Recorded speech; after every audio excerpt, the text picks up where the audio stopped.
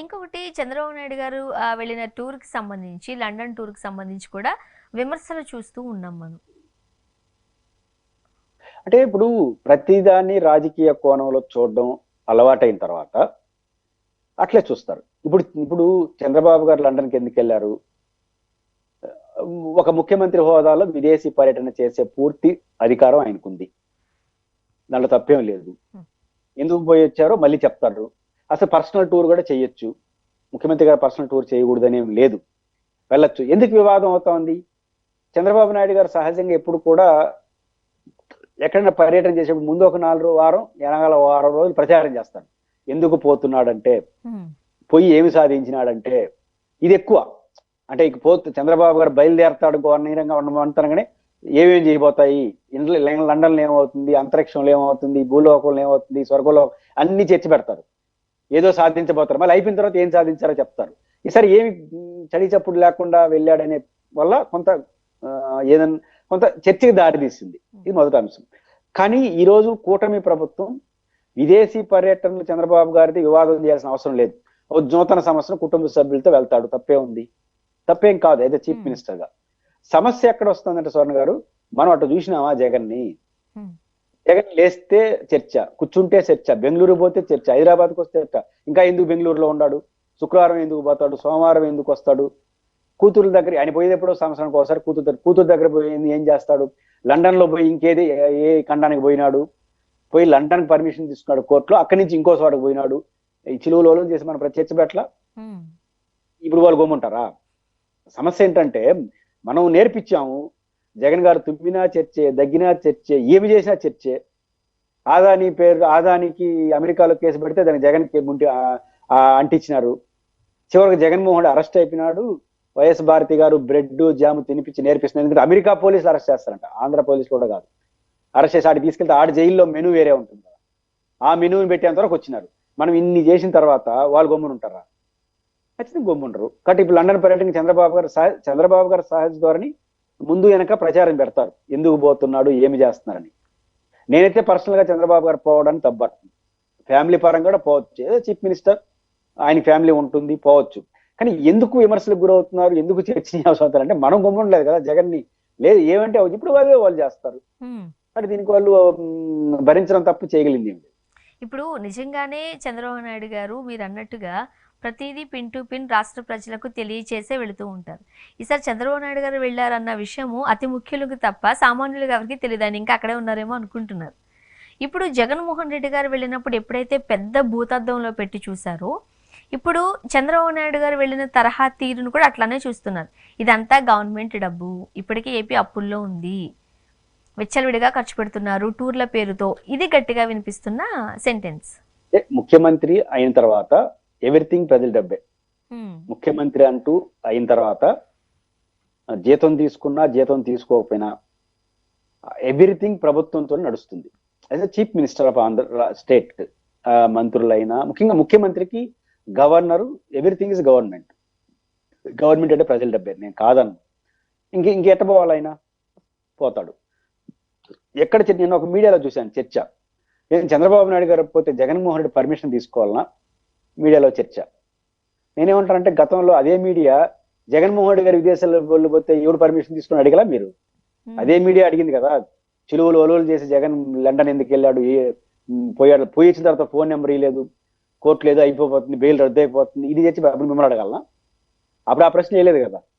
ఇప్పుడు జగన్మోహన్ రెడ్డి గారు వెళ్ళినప్పుడు మిమ్మల్ని అడగలనా? అయితే చీఫ్ మినిస్టర్ ఆయన పోయినాడు, ఆ రోజు మీరు అడిగారు కాబట్టి ఈ రోజు వాళ్ళు అడుగుతారు.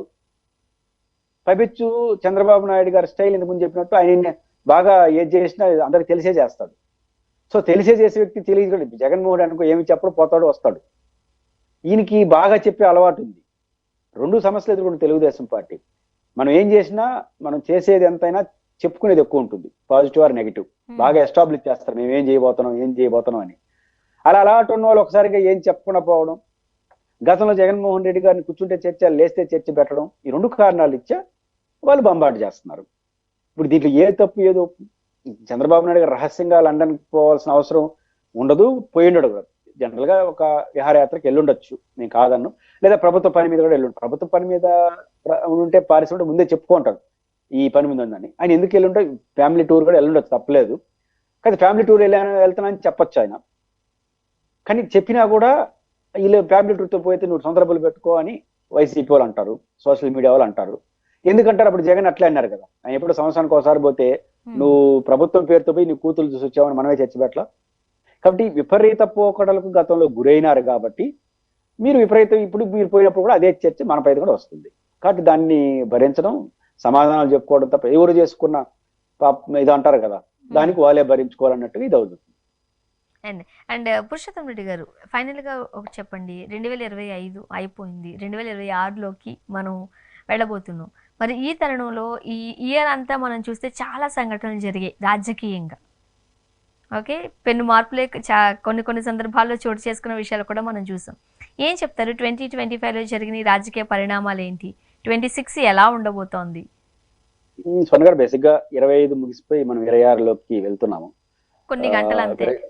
25కు వీడ్కోలు, నూతన సంవత్సర శుభాకాంక్షలు. బేసిక్ గా స్వర్ణ గారు, బేసిక్ గా నూతన సంవత్సరం ఆశలు కల్పిస్తుంది. డిసెంబరు గతాన్ని గుర్తు చేస్తుంది, అనుభవాలు మంచి చెడ్లు గుర్తు చేస్తుంది. బేసిక్ గా 25 అనేది అనేక మార్పులకు దారితీసింది. 24లో కొత్త ప్రభుత్వం వచ్చింది. 24లో కొత్త ప్రభుత్వం మిడిల్లో వచ్చింది. హడావుడి, గందరగోళం ఇవన్నీ ఉంటాయి మొదటి 6 నెలలు. అది పూర్తయింది. 25 అన్నది ఒక రకంగా సంపూర్ణమైన ఇయర్ కొత్త ప్రభుత్వానికి, ప్రతిపక్షానికి. అధికార పార్టీ ఎట్లా నడవబోతుంది అనడానికి ఇయర్ ఒక ఎక్స్పీరియన్స్. అంటే 24 జూన్లో అధికారంలోకి వచ్చిన వెంటనే కొత్త కదా, వాళ్ళకి ఓడిపోయిన వాళ్ళకి కొత్త, గెలిచిన వాళ్ళకి కొత్త సెట్ అవ్వడం. చంద్రబాబు గారికి సీనియర్ ఎక్కైనా కొత్త ప్రభుత్వం, కూటమి, అవన్నీ. కాబట్టి ఈ 5-6 నెలలు దాని చుట్టూ నడిచింది వ్యవహారం. 25 జనవరి నుంచి 31 వరకు, డిసెంబర్ వరకు చూసినప్పుడు ఈ ప్రభుత్వం ఎలా నడవబోతా ఉందో అనేది అందరికీ అర్థమైంది. జగన్మోహన్ రెడ్డి గారి భవిష్యత్తు ఎలా ఉండొచ్చేమో అనేది అర్థమైంది. అంటే ప్రతిపక్షానికి ఒక క్లారిటీ, అధికార పార్టీకి ఒక క్లారిటీ వచ్చిన ఇయర్గా చూడొచ్చు. ఆంధ్రప్రదేశ్లో అధికార ప్రతిపక్షాలకు ఒక క్లారిటీ ఇచ్చిన ఇయర్గా చూడొచ్చు. 25లో అధికార పార్టీకి సంబంధించినంత వరకు కొన్ని అనుభవాలు వచ్చాయి. అంటే ఈ ప్రభుత్వం నడక ఎలా ఉంది అన్నప్పుడు ఇంకేమి చెయ్యొచ్చు అని చూసినప్పుడు ఈ ప్రభుత్వం ఖచ్చితంగా ఎన్నికల హామీలకు సంబంధించి ఫోకస్ పెట్టింది. ఎన్నికల హామీల జ్వరం చుట్టూ ఇంకా నడుస్తూ ఉంది. ఎన్నికల హామీ జ్వరం అనేది ఒక దశ దాటిందంటే అది చాలా ప్రమాదం. జ్వరం జస్ట్ లైక్ 650 mg పారాసిటమాల్ తో క్లియర్ అయిపోతుంది, అదేం పెద్ద ఇష్యూ కాదు. కానీ జ్వరం వెంటనే గుర్తు చేస్తే లేకపోతే హాస్పిటల్ అవుతుంది, చాలా తీవ్రమైన సమస్య మారిపోతుంది. ఇప్పుడు ప్రభుత్వం ఆ జ్వరంతో ఉందని అర్థం అవుతుంది. ఏది? ఎన్నికల హామీల జ్వరం చుట్టూ నడుస్తాను. ఆ జ్వరాన్ని త్వరగా పారాసిటమాల్ వేసుకొని అమలు చేస్తే అమలు చేయడం, లేదంటే ఇంతకు మించి చేయలేమని చెప్పి దండం పెట్టేసి ఏరియా పని చేసుకోవడం. ఈ టాబ్లెట్ కానీ వేసుకోకపోతే ప్రభుత్వం ఇదే సమస్యగా మారిపోతుంది ప్రభుత్వానికి. ఎందుకంటే ఇప్పుడు ఇంతకు మించి అమలు చేయలేరు. ఇది ఇప్పుడు సంక్షేమ పథకాలు, ఇప్పుడున్న ఫైనాన్షియల్ సిచ్యువేషన్స్ లో ఇంతకు మించి ఏం చేయలేరు. అది నిజాయితీగా ప్రభుత్వం చెప్పేసి ఇంతకు మించి చేయలేము, ఇది ఫైనాన్షియల్ పరిస్థితి. కానీ దాన్ని చెప్పకుండా చేసిందంతా నా గొప్పతనం. ఈ రోజు చూసాం, చంద్రబాబు నాయుడు గారు 3,000 నుంచి 4,000 పెంచినాడు. మేము కదా హామీలు అమలు చేసినంతవరకు చంద్రబాబు గొప్పతనం. అమలు కాని హామీలన్నింటికి జగన్ కారణం. ఎందుకంటే ఆయన సరిగ్గా ఏదో బేసిపోయినాడు. మరి అమలైన దానికి ఎవరు కారణం అవుతారు? అంటే ఈ విన్యాసాలు ప్రభుత్వం ఆపాలి. 2, జగన్ నామస్మరణ ఆపేసి కూటమి ఎన్నికల మేనిఫెస్టో నామస్మరణ చేసుకోవాలి. లోకేష్ గారు రెడ్ బుక్ లో పేజీలు ఆపేసి ఆయన ఇచ్చిన హామీల పేజీలు ఓపెన్ చేయాలి. ఆయన రెడ్ బుక్ పేజీలు మారుతాడు. 3 పేజీలు అయింది, ఇంకా 97 పేజీలు అంటున్నారు. 3 పేజీలకి ఇట్లా అయిపోయింది. 97 పేజీలు ఆపితే ఏమీ ఉండదు. కానీ మీరు ఓపెన్ చేయాల్సింది రెడ్ బుక్ పేజీలు కాదు, మీరు యోగాలంలో ఇచ్చిన హామీల పేజీలు ఓపెన్ చేయాలి. ఇవి కూటమి ముందున్నటువంటి సవాళ్ళు. వాళ్ళు రెడ్ బుక్ ని ఓపెన్ చేసుకుంటూ పోతారా, లేదా జగన్నామస్మరణం చేసుకుంటా పోతారా, లేదా ఎన్నికల హామీలపైన విన్యాసాలు ఈ 3 విషయాల్లో కొత్త సంవత్సరం ప్రారంభం నిర్ణయం తీసుకోకపోతే ఎన్నికల ఫలితాలు ఆల్రెడీ క్లియర్ అయిపోయినట్టు అవుతాయి. ఇది అధికార పార్టీ చూసుకోవాలి. ప్రతిపక్షం జగన్మోహన్ రెడ్డి గారికి ఎప్పుడు కూడా, స్వర్ణ గారు, ప్రతిపక్షంకున్న ఆప్షన్స్ అంతా అధికార పార్టీని. గతంలో జగన్మోహన్ రెడ్డి గారిని ఏమని పిలిచేవాళ్ళు వైసీపీ వాళ్ళు? మా నమ్మకం నువ్వే జగన్ అనేవాళ్ళు. ఇప్పుడు వైసీపీ వాళ్ళు మా నమ్మకం కూటమి అంటున్నారు. అప్పుడు మా నమ్మకం జగన్, ఇప్పుడు మా నమ్మకం కూటమి. అంటే కూటమి అంటే కూటమి వాళ్ళు వైఫల్యాలే మా నమ్మకం. ఇప్పుడు కూటమి పర్ఫెక్ట్ గా పరిపాలిస్తే ఏ ప్రతిపక్షం ఏం చేయలేదు. ఇప్పుడు కూటమి వైఫల్యాలే వాళ్ళకి పునాదులు. కానీ జగన్మోహన్ రెడ్డి గారు ఈ ఇయర్ లో ఒక ప్రూవ్ ఏం తీసుకున్నాడు, నిలబడతాడు జగన్, ఖచ్చితంగా ఈ ప్రభుత్వంతో పోరాటగలడు, పార్టీని నడపగలడు. పార్టీలో శ్రేణులు కూడా మన జగన్మోహన్ రెడ్డి బర్త్డేతో ఎదురెత్తారు, నిలబడతారు, మళ్ళీ గెలవడానికి ప్రయత్నం చేస్తున్నారు.